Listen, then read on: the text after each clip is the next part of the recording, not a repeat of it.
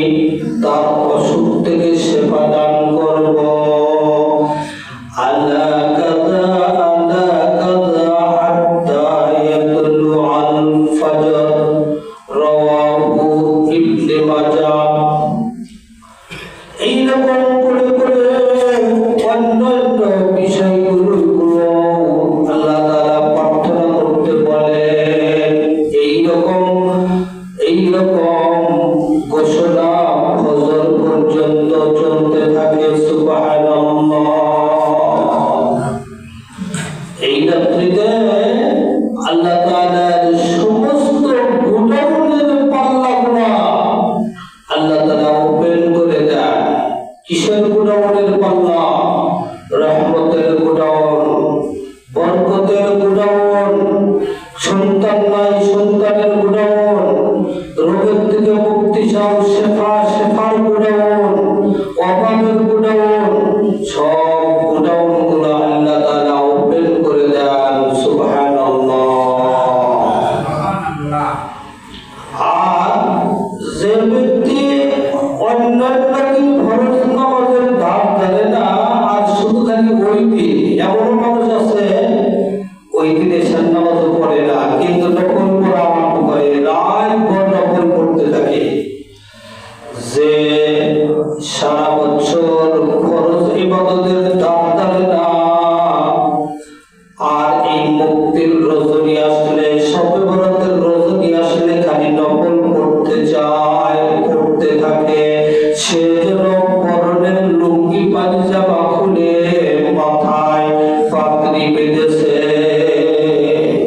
বুঝতে পারছি তো? পাগড়ি পরে নামাজ পড়লে 70 গুণ সওয়াব পাওয়া যায়, কিন্তু পরনের লুঙ্গি খুলে যদি পাগড়ি বানানো যায়, সতর যদি তরক হয়ে যায়, তখন কি তরক হয়? ফরজ তরক হয়ে যায়, নামাজি বাতিল হয়ে যায়। এই দিন অনেকে আছে এই অযথা দরকার নাই, বিভিন্ন জায়গায় মোমবাতি জ্বালা রাখে, আগরবাতি জ্বালা রাখে, ফটকা ফুটাইতে থাকে, আতশবাতি জ্বালায় রাখে। এইগুলা সম্পূর্ণ নিষিদ্ধ। সম্পূর্ণ কি নিষিদ্ধ? এইরকম অপচয় করা যাবে না। এক নম্বরে ফরজ নামাজ ঠিক রেখে যত বেশি পারি নফল নামাজগুলা পড়ব। অনেকে আছে নফল নামাজ এত দ্রুত গতিতে পড়ে, মরাই কোথায় জরুরি কাজে তাড়াতাড়ি যাইতেছে। নামাজ পড়তে হবে ধীরে স্থির ভাবে। নামাজের ভিতরে ফরজ আছে, ওয়াজিব আছে, সুন্নাতে মুআক্কাদা আছে, মুস্তাহাব আছে, সব আদায় করে নামাজ পড়তে হবে।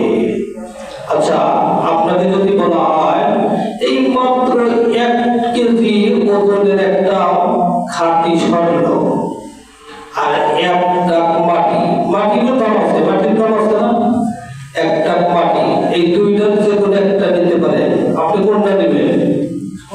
1 কেজি স্বর্ণ নেবেন না 1 টাক মাটি নেবেন? স্বর্ণ নেবেন। এই জন্য নামাজ পড়তে হবে খাঁটি করে, খাঁটি স্বর্ণের মতো। 1 কেজি পরিমাণ হলে যথেষ্ট হয়ে যায়। আর মাটির মতো ওই 1 বছর করে যদি মাটি বেচা যায়, তাক দিয়ে দিয়া 1 কেজি স্বর্ণের টাকা ইনকাম হবে। বলেন, আল্লাহ তাআলা তো কয় রিকাত পড়েছেন এইটা ওজন করবে না, আল্লাহ তাআলা এইটা গুনবেন না।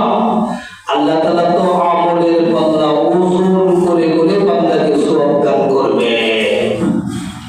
এই জন্য وقال رسول الله صلى الله عليه وسلم أخلص دينك يكفيك العمل القليل। দিনের সহিত একমাত্র ইখলাসের সাথে আল্লাহর উদ্দেশ্যে ইবাদত করলে, ইবাদত যদি ভালো করে করা যায়, তাহলে অল্প ইবাদত তার জন্য যথেষ্ট হয়ে যাবে। সোজা হয়ে বসা কি? সোজা হয়ে বসে বিরত থাকা ওয়াজিব না? ওয়াজিব।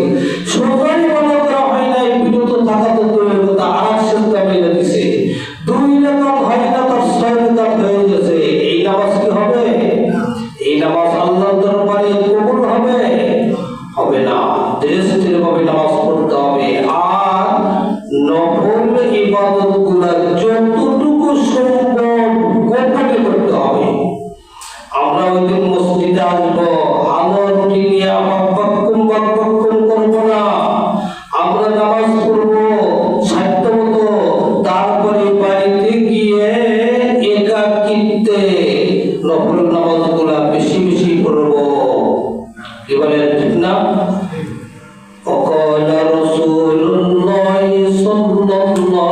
عليه وسلم صلوا في بيوتكم ولا تتخذوها قبورا নামাজ পড়ো তোমাদের ঘরে বুয়ুতিকুম বহুবচন তোমাদের ঘর সমূহের মধ্যে নামাজ পড়ো কিন্তু ওয়ালা তাত্তাখিযুহা কুবুরা ঘরটাকে কবর বানায় না কবরস্থানে নামাজ পড়া যায় এই কথা বলা হয়েছে যে ঘর কবরের মতো বানায় না ঘরে নামাজ পড়ে ঘরকে আলোকিত করো এই জন্য ফরজ নামাজগুলা মসজিদে জামাতের সাথে পড়তে হবে আর অন্যান্য নামাজগুলা একাকিত্বে পড়া উত্তম অনেকে আবার দেখা যায় সোমবারের রাত্রে ভিতরের নামাজ জামাতে পড়ে এটা নবীর তরিকায় নাই সাহাবাত পাই নবীজি এবং সাহাবাত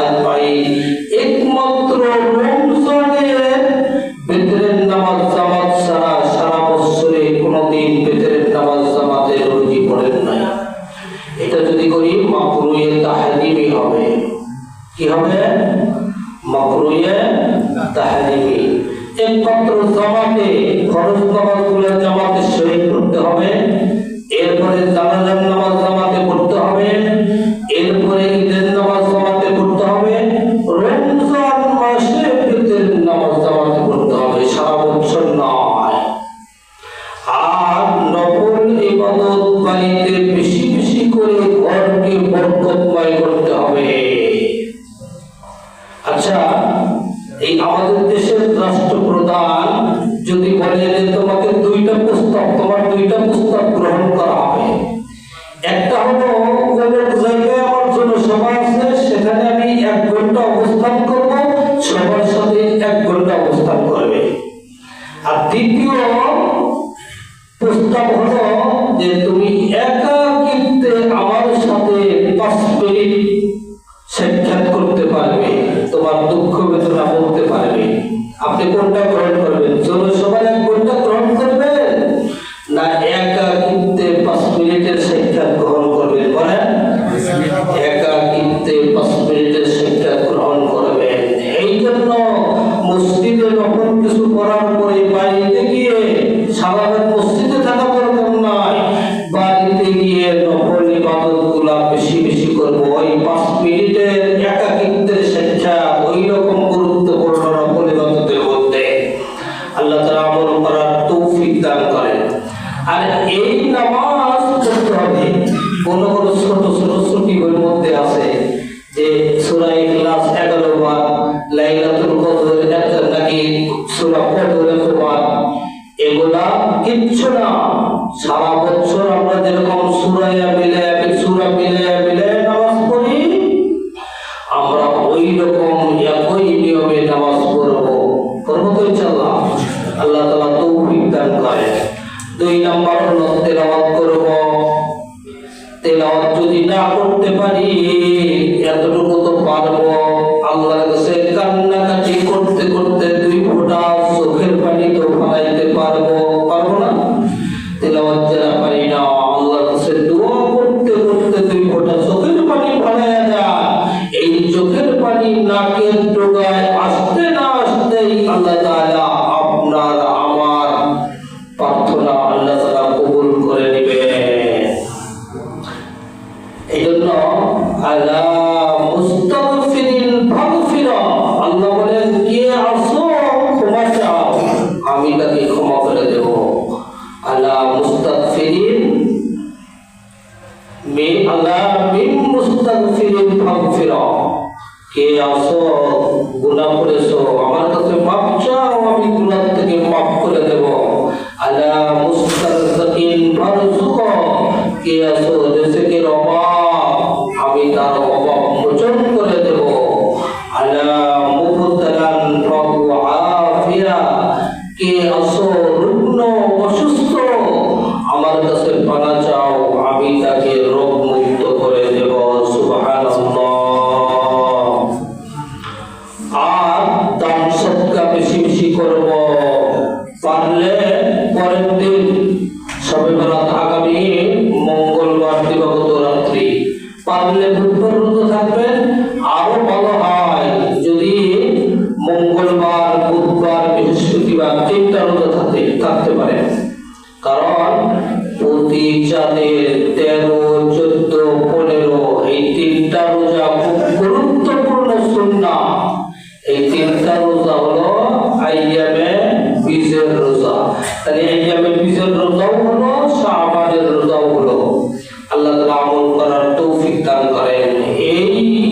বাদে নবীজি বেশি বেশি নফল রোজা রাখতেন। তারপরে জিয়ারত করা, নবীজি সাল্লাল্লাহু আলাইহি ওয়াসাল্লাম কিতাবের ভিতরে আছে যে শবে বরাতে একটা শবে বরাতে রাতে জিয়ারত করার জন্য, কবর জিয়ারত করার জন্য গিয়েছিলেন। কিন্তু আমরা দলবদ্ধ হয়ে যাই, এটা সুন্নত তরিকা নয়। একা একা জিয়ারত করবে, আর না পারলে যে যেখানে আছি ওখান থেকে বাবা চলে গেছে, দাদা চলে গেছে, তাদের জন্য দোয়া করব, আল্লাহ তাআলা তৌফিক দান করেন। এরপরে বেশি বেশি তওবা ইস্তিগফার করব। কি করব? তওবা ইস্তিগফার করব। যারা পুরা ইস্তিগফার করতে না পারি, আস্তাগফিরুল্লাহ রাব্বি মিন কুল্লি যামবি ওয়া আতুবু ইলাইহি লা হাওলা ওয়ালা কুওয়াতা ইল্লা বিল্লাহিল আলিয়্যিল আযীম। যারা পুরোপুরি না করতে পারি, এতটুকু তো করতে পারবো, আস্তাগফিরুল্লাহ বলে, আস্তাগফিরুল্লাহ আস্তাগফিরুল্লাহ আস্তাগফিরুল্লাহ বলতে পারবো না? এইটা বেশি বেশি করবো আর আল্লাহর কাছে ক্ষমা চাইবো। মাল্লাযী মাল ইস্তিগফার, যে ব্যক্তি বেশি বেশি ইস্তিগফার করবে আল্লাহ তাআলা তাকে 3টা পুরস্কার দান করবেন। সুবহানাল্লাহ। জাআলাল্লাহু মিন কুল্লি দীকিম মাখরাজা। 1 নম্বর পুরস্কার হলো তাকে আল্লাহ তাআলা সমস্ত বিপদ আপদ থেকে হেফাজত করবে।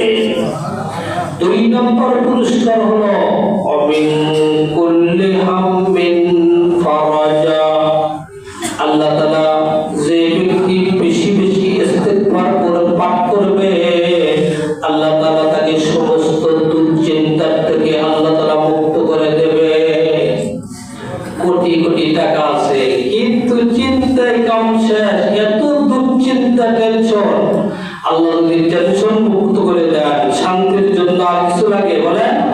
আর কিছু লাগে না। নাম্বার 3, ওয়ায়ারযুকুহু মিন হাইসু লা ইয়াহতাসিব।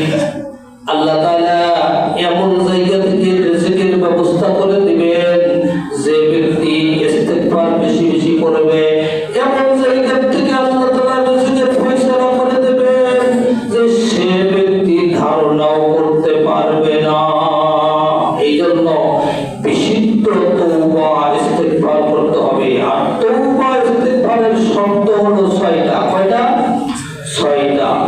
1 নম্বরে গুনাহ, যে গুনাহের জন্য তওবা করতেছে সেই গুনাহের জন্য লজ্জিত হওয়া। নাম্বার 2, চলমান ওই গুনাহ থেকে বিরত থাকা। নাম্বার 3, ভবিষ্যতে ওই গুনাহ করবে না বলে আল্লাহর কাছে ওয়াদা করা। নাম্বার 4, ইবাদতের কোনো কাজা হয়ে থাকলে কাজা গুনাহ আদায় করা। নাম্বার 5, কোনো ব্যক্তি যদি বান্দার